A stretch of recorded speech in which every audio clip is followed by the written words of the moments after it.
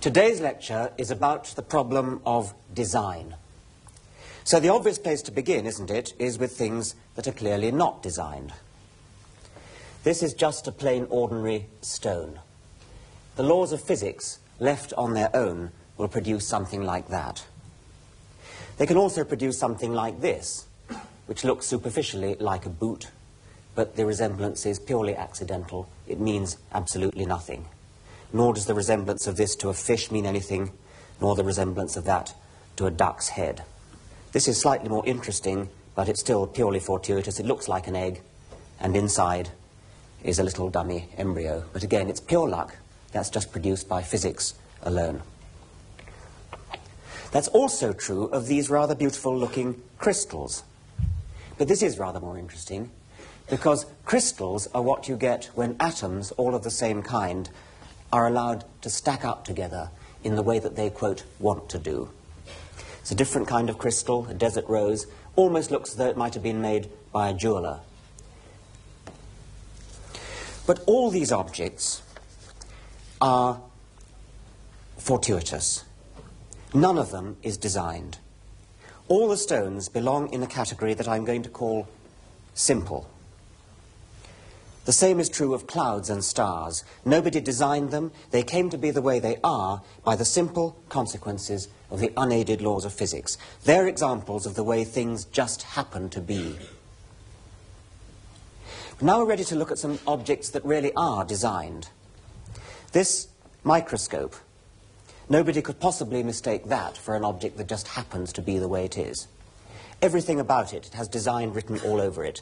It has a long tube to look down, a lens this end, another lens that end, a mirror to reflect light up through the tube, knobs to change the focus, other knobs to move the slide from side to side and back and forth.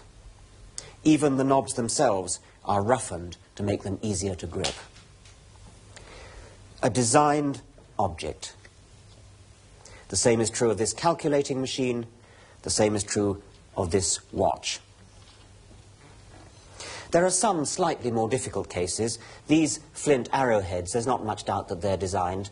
They are shaped in a way that you wouldn't normally expect a stone on the beach to be shaped. This one's a bit more doubtful.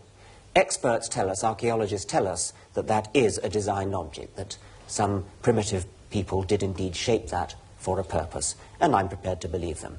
But that's a slightly more difficult case. Never mind about them. There are plenty of objects which are absolutely obviously designed. What do they all have in common, these designed objects? They are all good for some purpose, and they couldn't have come to be the way they are by luck. The microscope is obviously very good at its purpose of greatly magnifying objects, and most certainly it couldn't have come about by luck. If you take a lot of atoms and shake them up at random, then you may get a crystal, but you will not in a billion years get a microscope. This is a gazunder, so-called because it goes under, and it has a more humble purpose than the microscope, but it works very well in its purpose. It's clearly designed. Once we realize what its purpose is, which is to hold water, we can come up with a crude measure of how good it is. We can say the cost of the pot is the amount of clay that goes into it, and the benefit of it is the amount of water that it holds. And so its efficiency is the ratio of the weight of water that it holds to the weight of clay that goes into making it. We compare it with this pot, which is not made by man, but is a natural stone.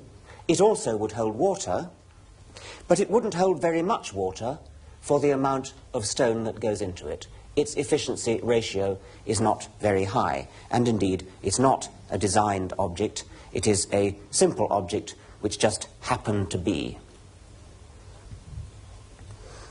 So we've divided these objects into those that are designed and those that I'm calling simple. But now I want to introduce a large and very important category of objects that are certainly not simple, and I shall argue that they are not designed.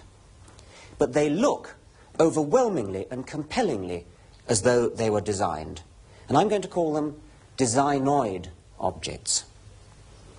Designoid objects look designed, but they actually got their designed look from a very different process, which we'll come on to later. You may find it hard at this stage to believe that designoid objects are not designed, but just wait. So let's have our first designoid object. Thank you. Now this is Andrew, isn't it? And what's the snake called? Squeeze. Squeeze. The snake's called Squeeze. It's a boa constrictor, and it is a magnificent example of a designoid object. It looks as though it's been beautifully designed for a purpose, and one of those purposes is swallowing prey which look very much too large for it to swallow. And one of the ways in which it achieves this is by the head. All right. The bones of the head, the bones of the skull, are capable of detaching, coming apart, under the skin, of course, so that the head swells to a huge size relative to what it starts. And there's a great gaping maw, which is capable then of swallowing very much larger prey than you'd think. The skin here is a beautiful mottled colour, which you could imagine would be very, very highly camouflaged in a forest. The snake has lost its legs. Losing legs is a very common thing among reptiles. There are many lines of evolution of reptiles which have lost their legs. What the boa constrictor is best at is throttling its prey. And I think that both Andrew and Squeeze deserve a round of applause. Thank you very much.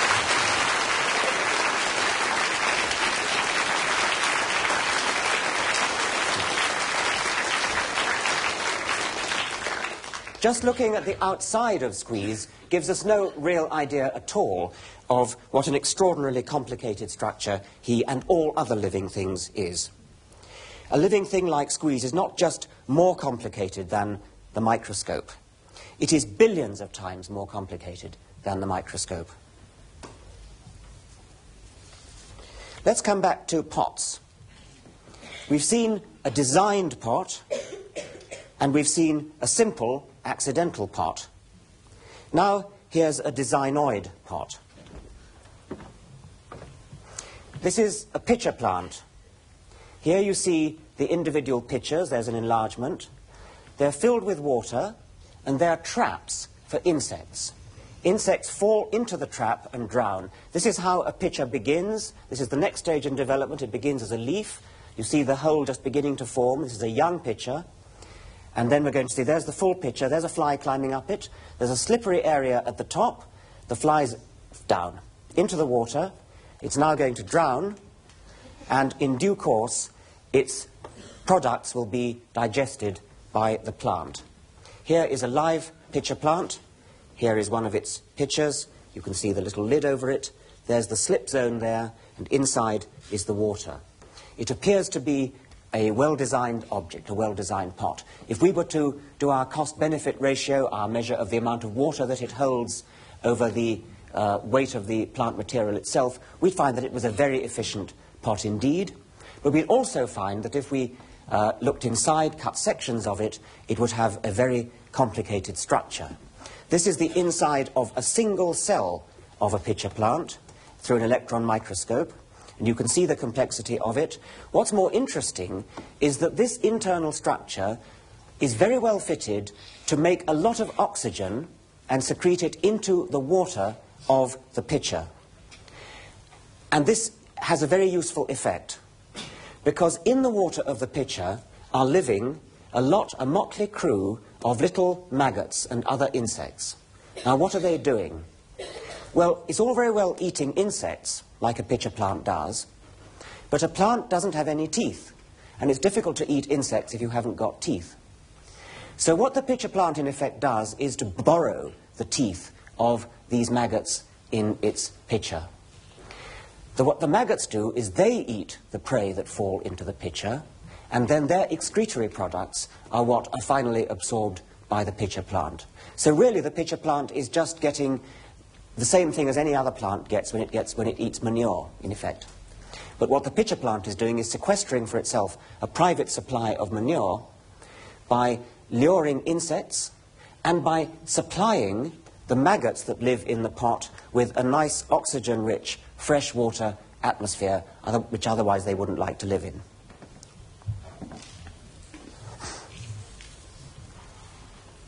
Here's another sort of pot, a designoid pot.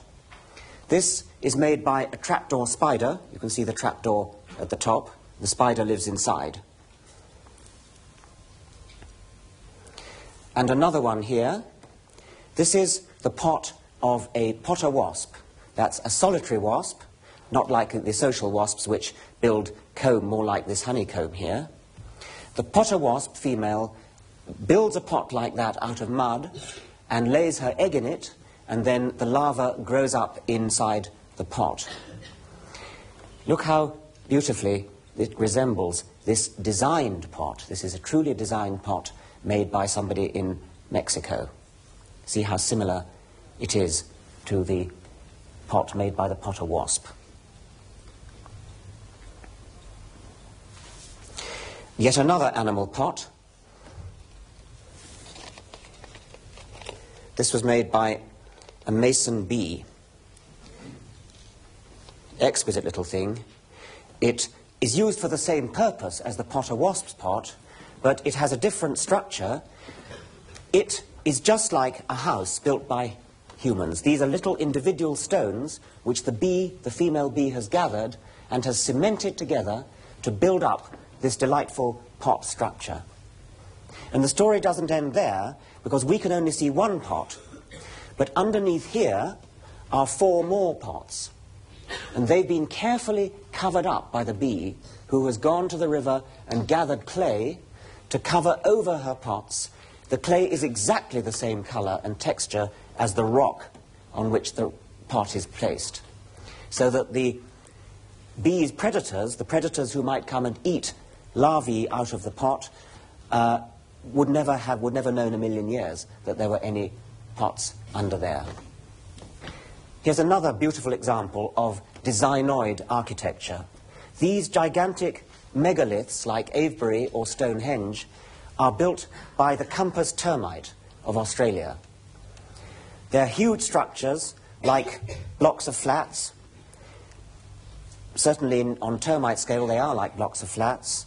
They are all pointing exactly north-south, which is another very cunning feature, because that means that they get the morning sun on one side and they get the evening sun on the other, so they get nicely warmed up in the cool parts of the day. But in the hot part of the day, the midday sun, that hits them end on, and so they don't heat up too much, which is why all these termite nests, they're called Campus termites. You can always, when you're in the desert, tell which direction north-south is by looking for a Campus termite nest.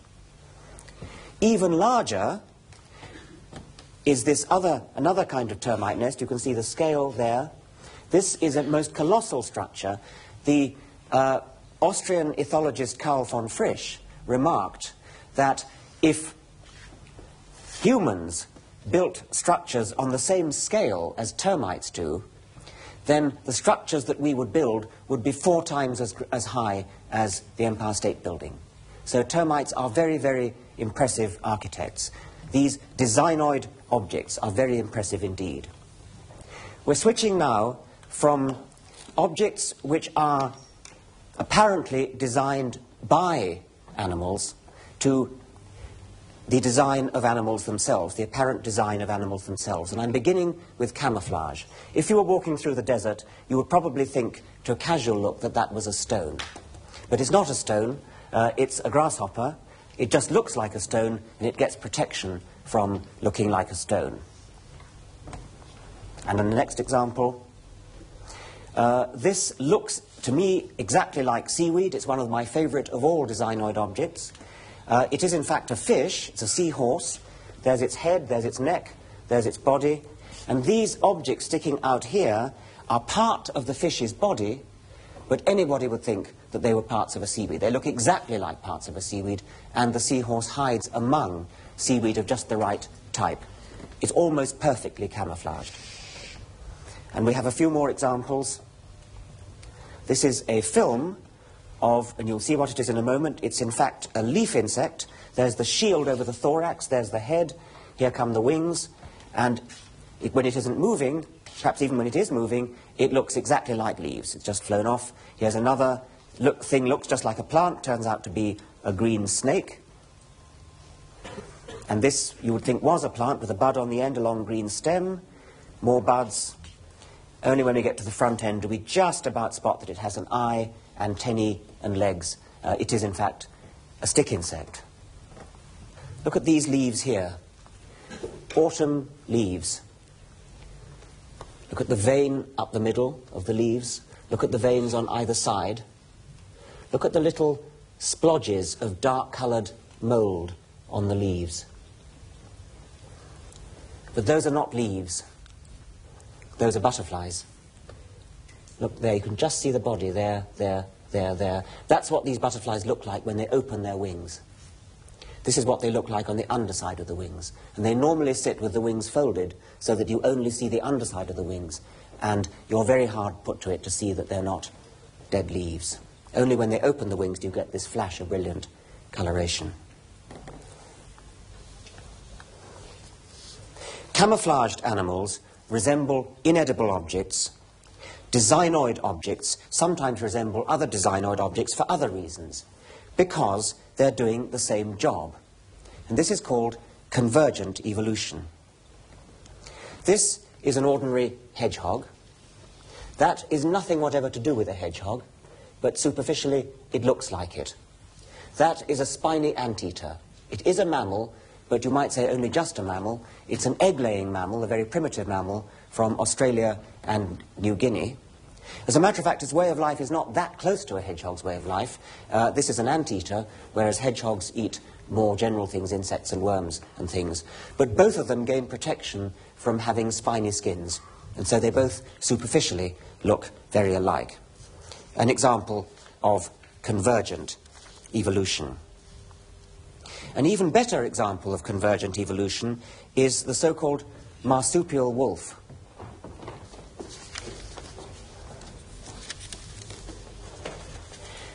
Now, if you saw that going along on a lead down the street, you would think it was a dog.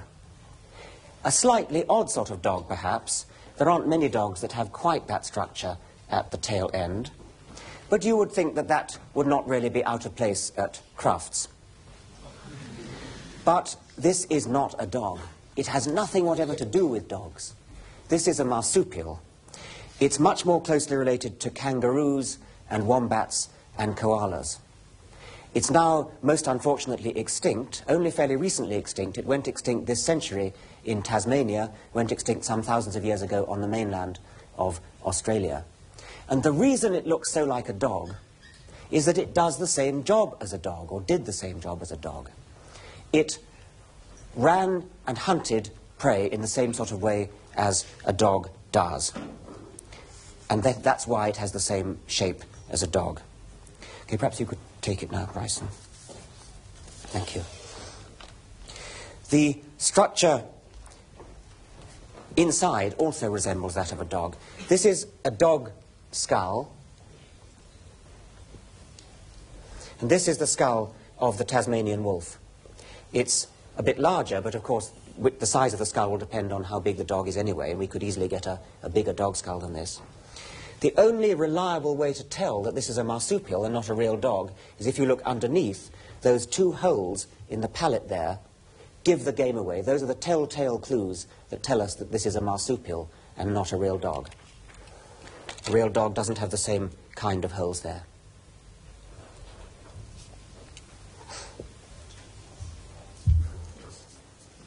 Well, that's convergent evolution among designoid objects. Designed objects, too, sometimes resemble each other because they're doing the same job. Two aeroplanes closely resemble one another, not because of industrial espionage, not because of imitation, but because the wind tunnel is a great leveller of differences. These planes have both been designed for the same purpose, And when you design planes for the same purpose of flying very fast through the air and carrying a large payload of passengers, those planes are going to come out looking pretty similar. In just the same way as the dog and the marsupial wolf come out looking similar. So we've seen convergence between two designoid objects, and we've seen convergence between two designed objects. How about convergence between designed and designoid objects? Well, here is a camera, which is a designed object.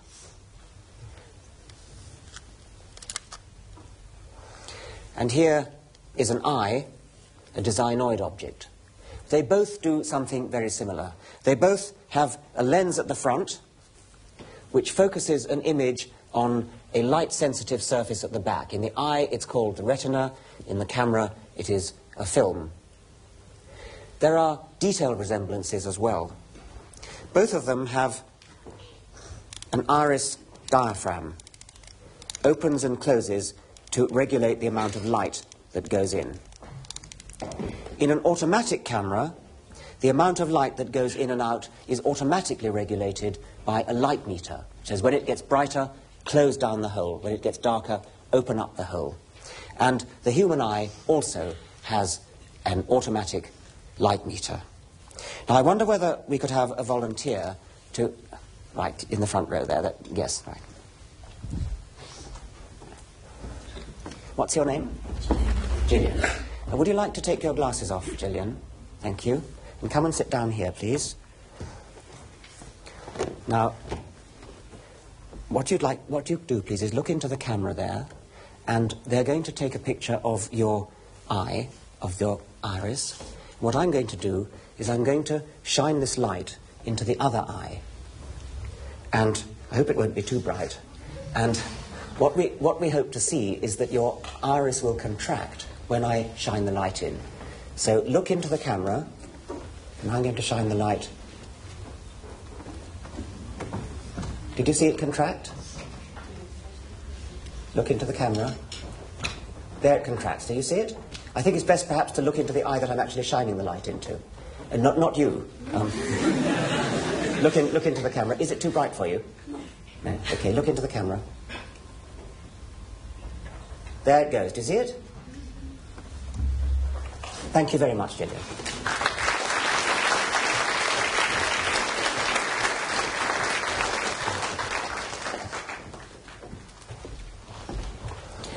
And there are numerous other examples of living things being exactly the way a human engineer would have designed them. Okay, well, I hope that's enough to convince you that there's something special about living objects. They look designed. They look overwhelmingly as though they are designed. I call them designoid, and I asked you to accept this different title. But it's terribly, terribly tempting to use the word design. Time and again, I have to bite my tongue and stop myself saying, for example, that this Swift is designed for rapid, high-speed, highly maneuverable flight. And as a matter of fact, when talking to other biologists, we none of us bother to bite our tongues. We just use the word designed. But I've told you that they're actually not designed and coined the special word designoid. And I said that there is a special process that brings designoid objects into existence and gives them their apparently designed look. What is that special process? The answer to this question was discovered surprisingly recently in the middle of the last century.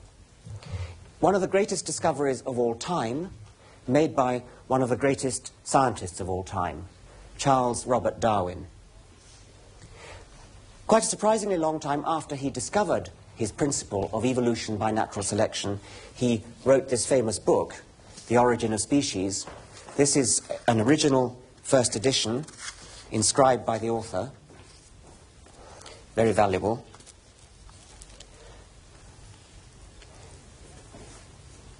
Darwin began his argument on natural selection. He introduced it in terms of another process called artificial selection, or selective breeding. All these vegetables here have been bred by human breeders for different kinds of food purposes.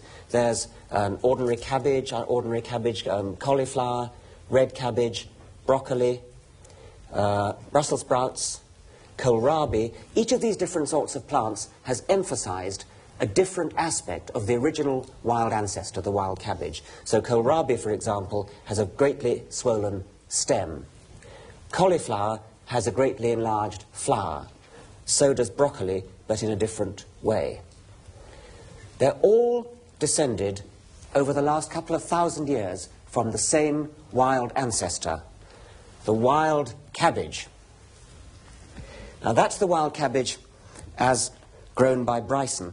Bryson has many virtues, but green fingers are not among them.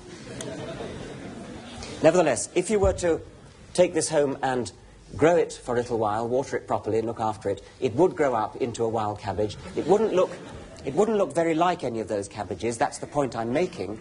They've all come from the wild cabbage, but they're all very different from the wild cabbage. All the breeds of domestic dogs have been bred from the same common ancestor, namely a wolf.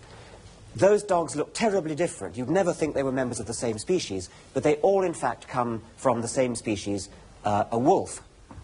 Now, how do we get, what is this artificial selection, this selective breeding, that enables you to go from a wolf to something like that, or that, or that? Well, I'm going to tell you very, very briefly what it is. You start with your ancestor, the wolf. And I'm going to suppose, for simplicity, that everybody on this side of the room is going to imagine breeding for smaller and smaller wolves, and everybody on that side is going to imagine breeding for larger and larger wolves. So in every litter of wolves that we get, if you're on the small side, what you do is you look out for those individual puppies that are a bit smaller than the average. And those are the ones that you breed from. And on this side, you breed from the larger ones. Now, it's going to take a long time. Generation after generation, you mate together relatively small dogs, wolves, and on this side, you mate together relatively large wolves. And after many generations, perhaps hundreds, perhaps thousands of generations, perhaps a couple of thousand years of this selective breeding, because there are genes involved in controlling the differences between the different puppies, cubs, eventually you may end up with something like what I hope is now going to come in. That would be the end product of breeding for larger and larger sized wolves. That would be something like the original ancestor that you started from, and that would be the end product of breeding for smaller and smaller wolves.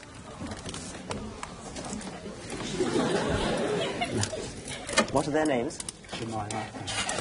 Jemima and Wilf are Chihuahuas. Jemima is a smooth-haired Chihuahua. Wilf is a rough-haired Chihuahua.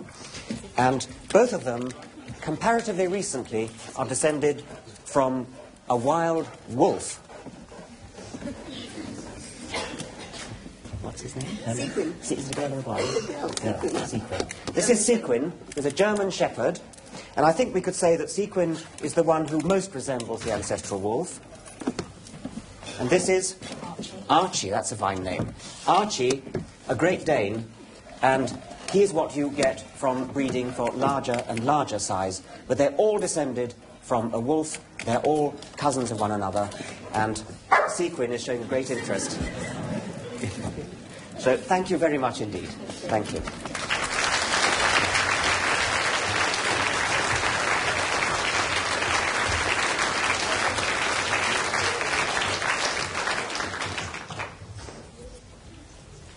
Charles Darwin was very interested in dogs. He was also very interested in pigeons. Thank you. Hello. You're on my notes, pigeon.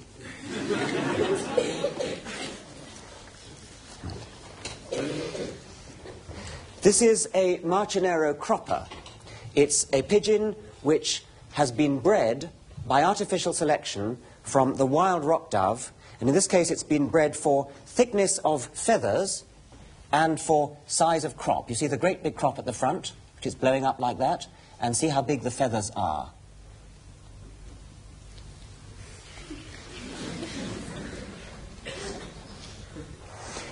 Now in the cage here, we didn't quite trust these ones to be let out. We trust this one. This is a domestic flight pigeon, and you see how it's been bred for this curious little ruff round the back of the neck, and also the red ring round the eye. The other one is an English short-faced tumbler pigeon. You see the extraordinary short face and the tiny, small beak. And that, again, is a product of artificial selection, just like in the case of the dogs and the cabbages. The beak is so short, in the case of the English short-faced tumbler, that this breed is no longer capable of feeding its own young. And so the only way that breed can be reared is by its babies being reared by pigeons of another breed. That sort of thing often happens, by the way, with artificial selection. It's true of bulldogs. You probably know that the bulldog breed of dog has a head that's so big that it can't be born. And the only way a bulldog can be born is by caesarean section. And so the entire breed depends upon humanity to keep it going. If we went extinct, the bulldog would go extinct. Now, artificial selection, the process that produces these dogs and these pigeons and these cabbages, is too slow for us to see during the course of one lecture. But we can imitate it on a computer. And I'm going to do it with a program called Arthropomorphs. These are arthropomorphs. This is the parent arthropomorph, and round the edge of it are 8 child arthropomorphs. And they resemble the parent very closely, but there may be a genetic change, a mutation, a random genetic change as you go from parent to child. So that one, for example, has longer legs. That one's got its legs up instead of down. And the way you breed arthropomorphs, could I have a volunteer to... My goodness. Right, yes, thank you. Have you ever used a computer with a mouse? Yes. Yes, okay. What you do then is you choose the one you want to breed from and just click it once. So he's going for the long-legged one, I think. Click it. It goes to the center and becomes the parent of the next generation. Now you see all the next generation have longer legs. What's your name, by the way? Lawrence. Lawrence. Lawrence, it seems to be breeding for longer legs. I wonder if he's going to continue that. That's right. Keep going. Don't wait for me. Just keep on breeding. Okay, Lawrence likes long legs. And they're getting longer and... Okay. Now, what I said was that these creatures have genes which are going from parent to child. What would I mean by talking about genes in a computer? Well, in a computer, of course, genes would just be numbers. They're not real genes, they're not made of DNA, but nevertheless they are genes in the sense that they are what go through from generation to generation. There's no sex in these creatures, by the way. These are all reproducing asexually, like stick insects and like aphids. Carry on.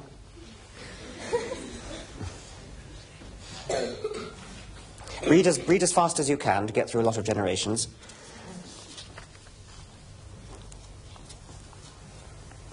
So what we're seeing now, what Lawrence is doing, is artificial selection, just like our ancestors did with dogs and pigeons. But he's managing to achieve in a couple of minutes what would have taken several centuries for our ancestors to have achieved.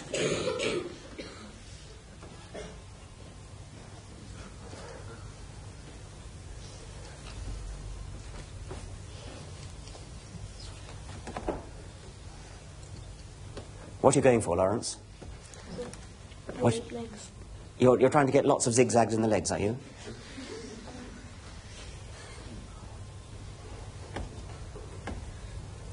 All right, perhaps we'd better proceed now. So thank you very much indeed, Lawrence.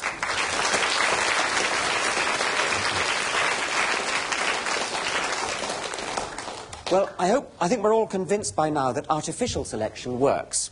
We've seen the result of it in dogs, cabbages and pigeons, and we've seen it happening before our eyes in the computer arthropomorphs.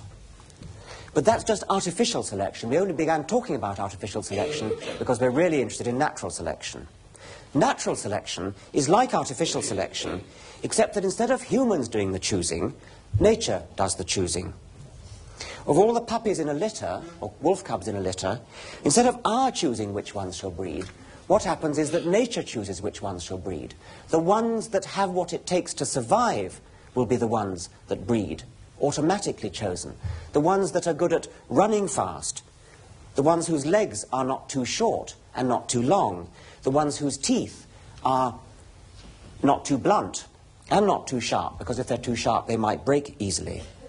Natural selection, nature, is constantly choosing which individuals shall live, which individuals shall breed, and the result after many generations of natural selection is much the same as the result after many generations of artificial selection. So what would it take to change the arthropomorph program so that it simulated natural selection instead of artificial selection? Because at present the arthropomorphs are just being chosen by the eyes of a human. Could we somehow make the computer do its own choosing on the basis of quality of arthropomorphs? Well, the trouble is it's not easy to judge what quality in an arthropomorph might mean, because these arthropomorphs are living in a very strange environment, the two-dimensional computer screen. They don't have a real world in which to live. They don't have predators. They don't have prey. They don't have food that they've got to catch. Perhaps we could do better if we made a computer model of a two-dimensional designoid object, like a spider web. Now, if we could have the lights down, I think we might be able to see. Now, there is a spider in the middle of its web, and that I think shows quite nicely. Good.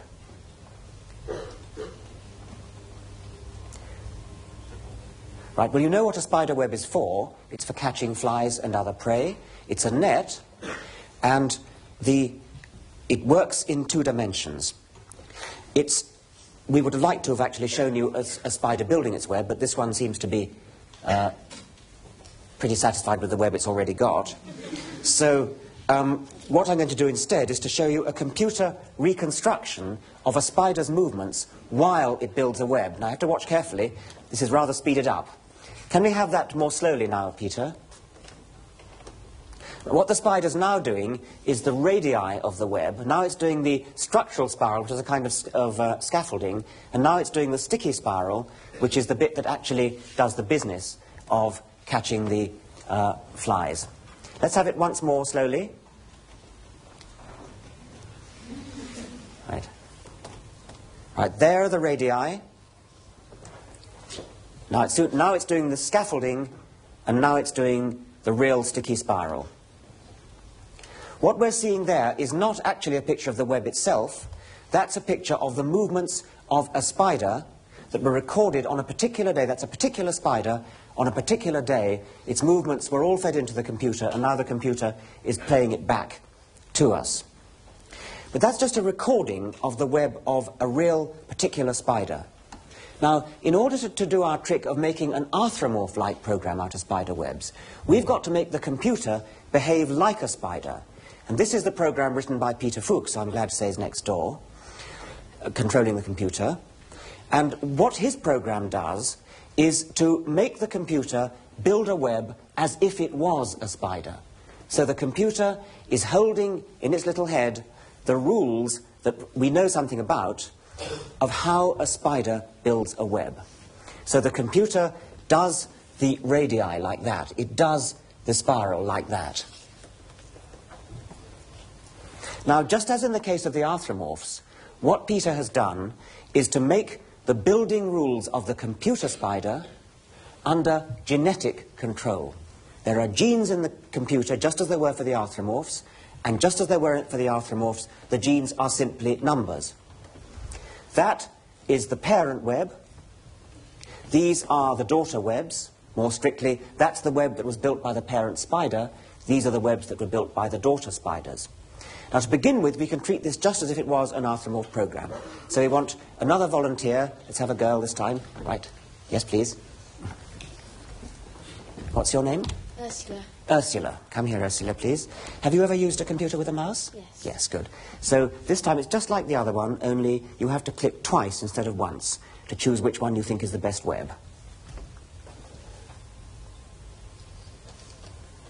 Okay, now that web is gone up to the top there. That's now become the parent.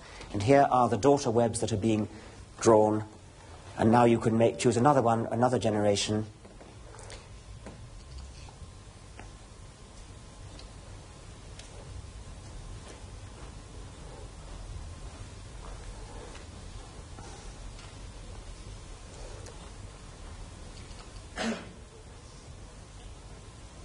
So you see, we're doing just the same as we did for the arthropomorphs, but now we've got spider webs coming.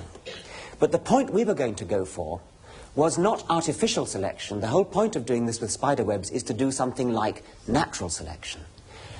And to do that, we simply make the computer work out how good each web would be at catching flies. And we can do that because, unlike the case of the arthropomorphs, the webs are two-dimensional structures, and we know what they're for. They're for catching flies. So the benefit is simply going to be the number of flies caught. And the cost we can calculate because the cost is the amount of silk used. Spider webs are made of silk. So the cost of a web is the amount of silk used, and the benefit is the flies. Now, if you'd like to stop now, Ursula, thank you very much. Yeah.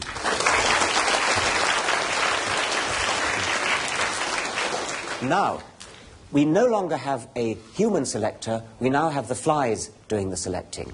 So the flies are going to hit the web when Peter gets it started up again, and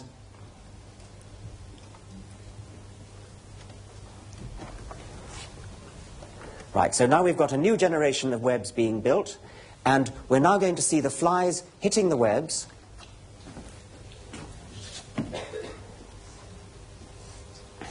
There come the flies again. Now the computer is going to calculate which of the webs is best at catching flies, and it's that one that's gone dark. So that one will now become the parent of the next generation. And now once again the webs are being built, the child webs are being built. Once again the flies will come, the computer will measure which one of them is the best.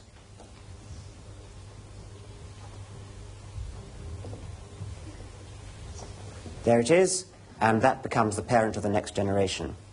Now, it wouldn't take very long for us to see the evolution starting from no web at all and going to a nice web that works very well, but we haven't quite got time for it, so instead what we did was to let the computer run all night, all last night, and we've got a fossil record of all the webs that were built during that time. This was the starting web, the thing that started at the beginning of the night's run, and then every 20 generations we have a printout of the shape of the web. So we see we start with almost no spiral at all, and you could imagine the flies just whizzing straight through and not getting caught.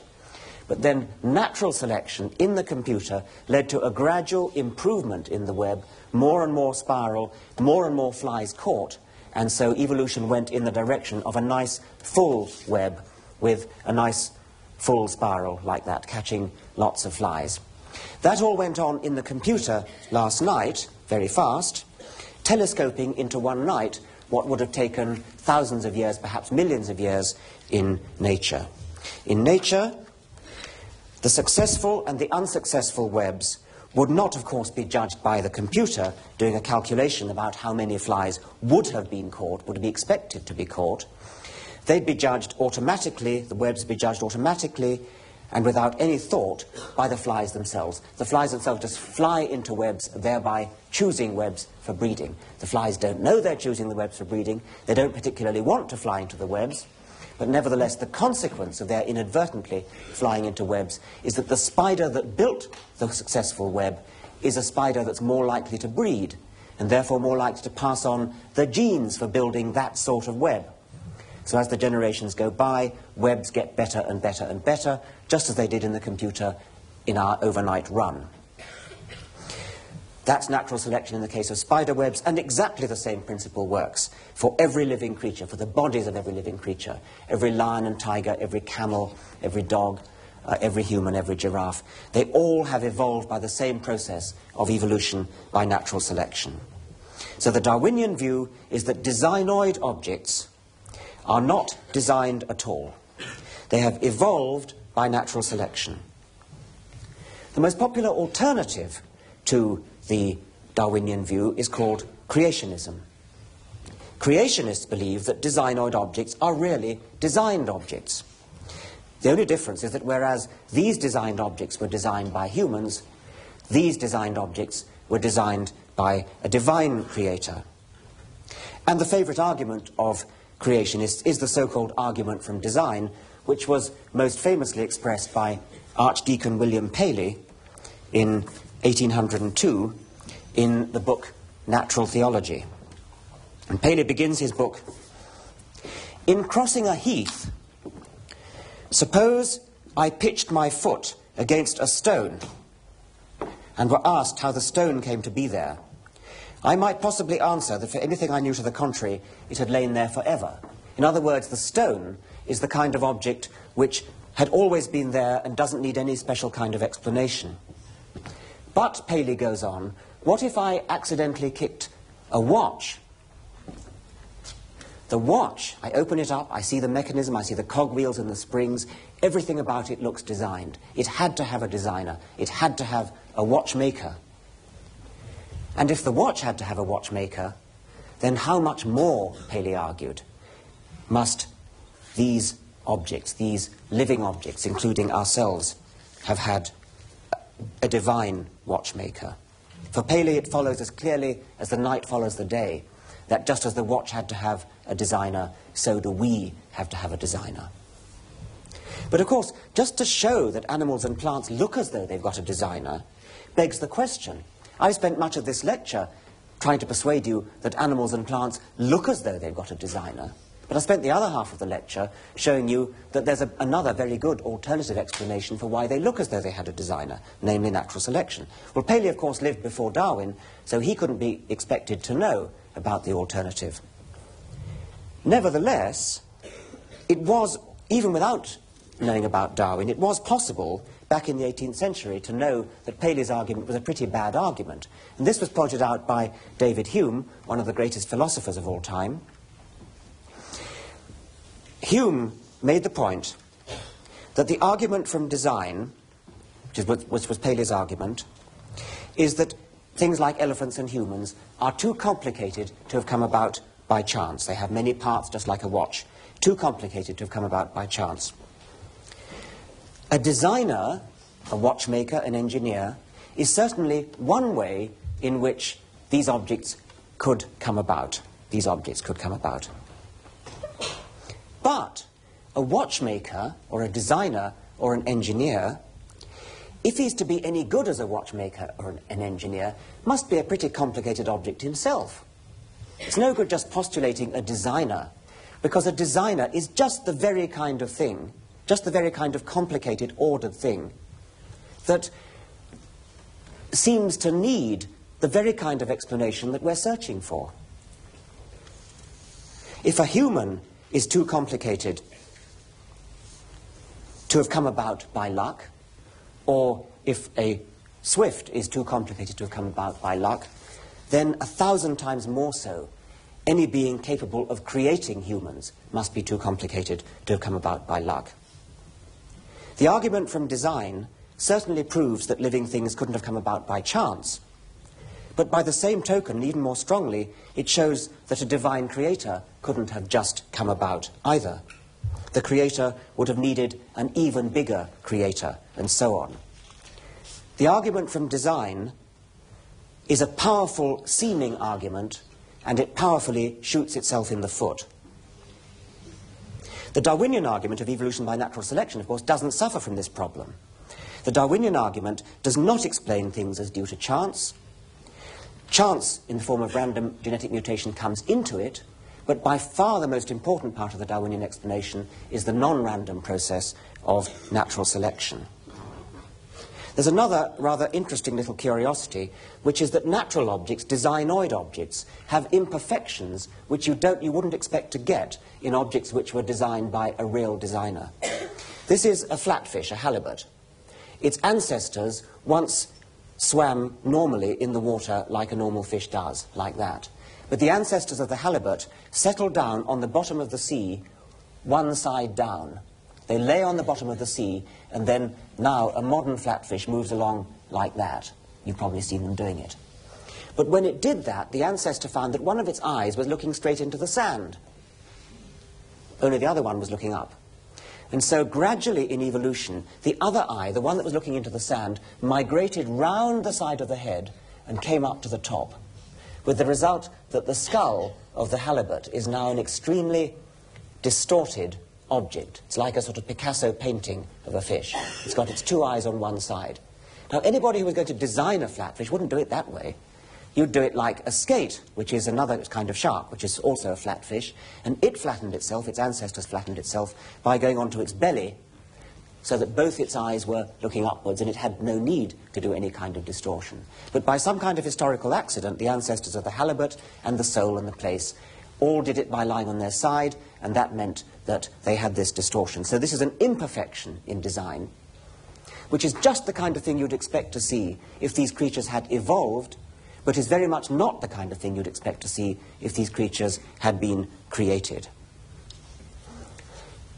Evolution starts from simple beginnings. The starting point of evolution is the kind of thing we see here, something like crystals, something at least as simple as crystals. And it builds upon simplicity to get towards complexity. We start with a simple foundation. Simple things are easy to understand. We don't have to start with a complicated thing like a creator.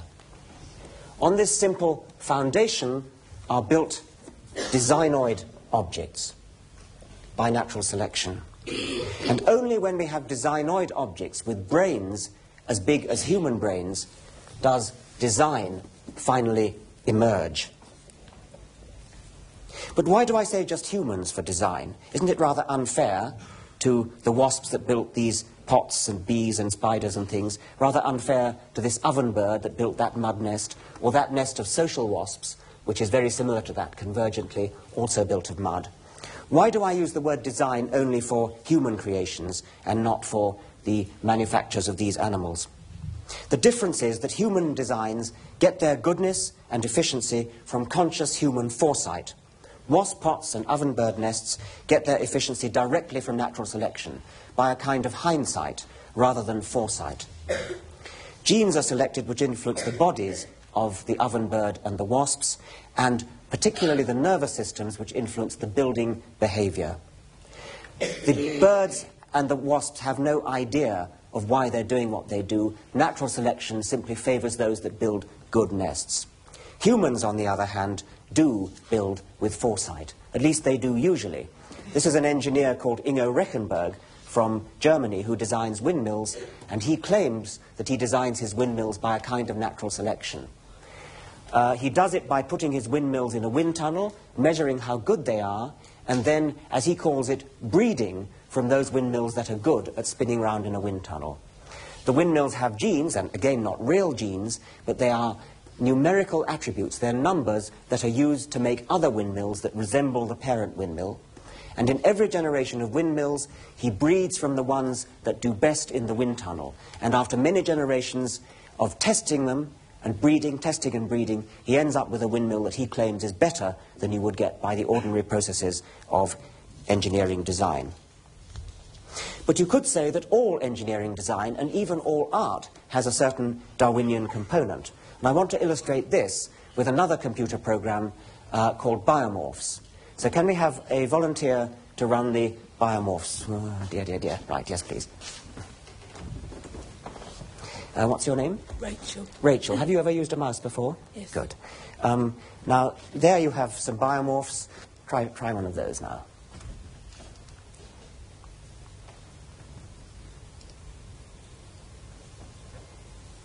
What she's doing is guiding the evolution of biomorphs. The biomorphs are controlled by genes just like the arthropomorphs and just like the spider webs. And they're coming up by random mutation, but the direction of the evolution is being guided by the human eye, just like the direction of breeding cabbages or dogs, but in this case we're just looking for pure aesthetic appeal, just looking for the prettiest ones. And I think you might imagine breeding wallpaper or bathroom tiles or something like this. Okay, thank you very much indeed, Rachel.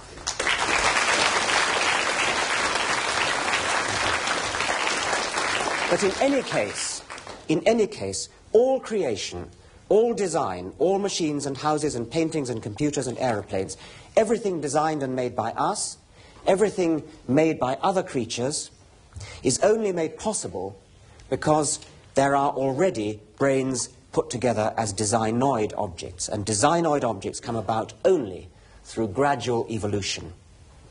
Creation, when it does occur in the universe, is an afterthought. When creation appeared on this planet, it came locally and it came late. Creation does not belong in any account of the fundamentals of the universe. Creation is something that, rather late in the day, grows up in the universe. Thank you very much.